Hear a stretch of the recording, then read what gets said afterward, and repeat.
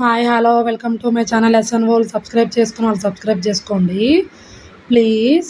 ఈరోజు వచ్చేసి రెసిపీ పాలకూర పచ్చడి చేస్తున్నానండి. పాలకూర ఫ్రెష్గా 2 కట్టలేనండి నేను తీసుకుందవి.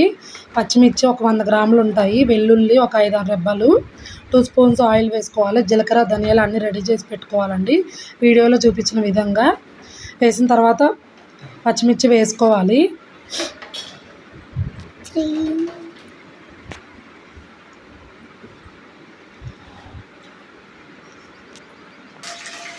పచ్చిమిర్చి వెల్లుల్లి వేసుకున్న తర్వాత పాలకూర వేసుకోవాలండి. పాలకూర ఎప్పుడైనా ఆకుకూరలు బాగా కడుక్కోవాలండి, ఎందుకంటే అందులో మట్టి ఉంటుంది కాబట్టి చాలా బాగా కడుక్కోవాలి.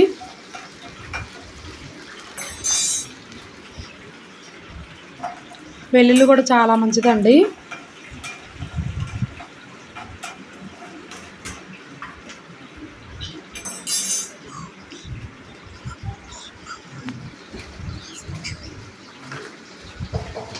చింతపండు పేస్ట్ అండి, నేనైతే చింతపండు కాదు చింతపండు పేస్ట్ యూజ్ చేస్తాను అన్నిట్లోకి.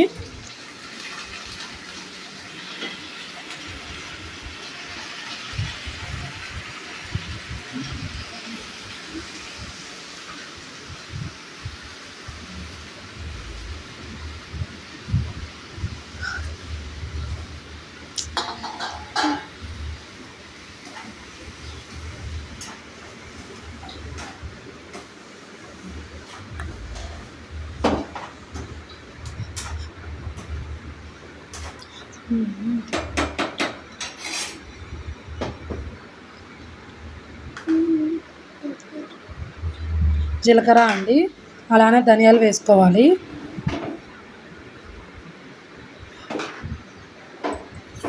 ధనియాలు వేసుకున్న తర్వాత పసుపు వేసుకోవాలండి. అలాగే 2 స్పూన్స్ ఉప్పు వేసుకోవాలి. ఇవన్నీ బాగా వేయించుకున్న తర్వాత చింతపండు వేసుకోవాలండి.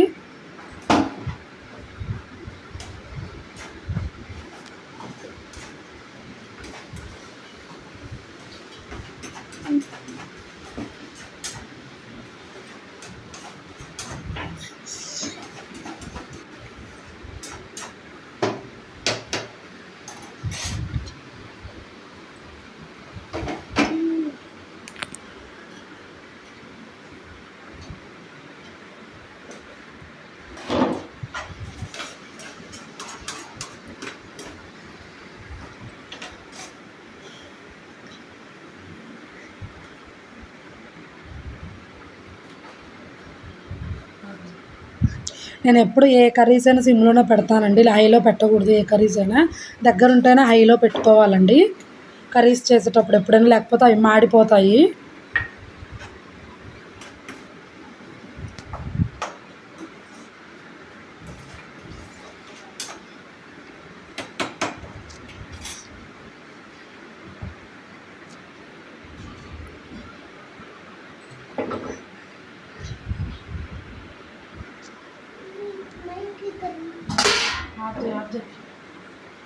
మిక్సీ పట్టుకొని తాలింపు వేసుకోవాలి. అయిపోయిందండి, చల్లారాక మిక్సీలో వేసుకోవాలి. మిక్సీలో వేసుకున్న తర్వాత తాలింపు వేసుకుంటే చాలా బాగుంటుందండి టేస్టీగా. మరీ మెత్తగా కాకుండా కచ్చా పచ్చగా అయితే బాగుంటుంది. రోలు ఉంటే రోట్లో కూడా వేసుకొని చేసుకోవచ్చండి, చాలా బాగుంటుంది. పాలకూర చట్నీ అయితే పిల్లలు అయితే చాలా ఇష్టంగా తింటారు. ఇలా చేసి పెడితే కవర్ అవుతుంది అన్నమాట ఆకులు అనేవి కూడా. ఆకులు చేసినా కూడా తినరు పిల్లలు కూడా. నూనె వేసుకొని 1 స్పూను నూనె వేసుకున్న తర్వాత తాలింపు గింజలు వేసుకొని కరివేపాకు వేసుకోవాలండి.